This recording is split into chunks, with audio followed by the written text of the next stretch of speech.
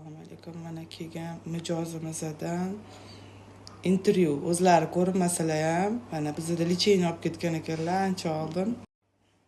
Gapiringchi, nima bo'lgan edi? O'g'limni ishtahasi yo'q edi. Ozib ketgan edi, yuzlariga dog' tushib. Keyin sizga olib keldim. Shu 3 kun klizma qildik. Siz aytdingiz, ishtahalari ochilib, yaxshi bo'lib ketadi bolangiz dedingiz. O't qopdi, dimlanishi ham bor dedingiz. Keyin 3 kun klizmani oldik. Keyin klizma olganmiz, rosa kechalari tushdi. Keyin klizmani olib bo'lganimizdan keyin lecheniya yozib berdi. Shu lecheniyalar bilan o'g'lim yaxshi bo'lib ketdi.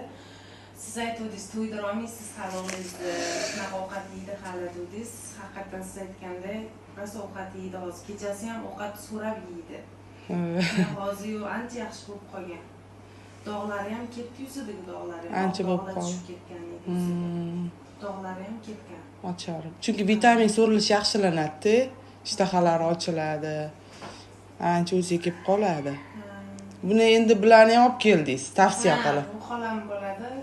Qizlarimni olib keldik. Bularda ham shunaqa yuzda oq dog'lari bor, mana o'g'limga o'xshagan.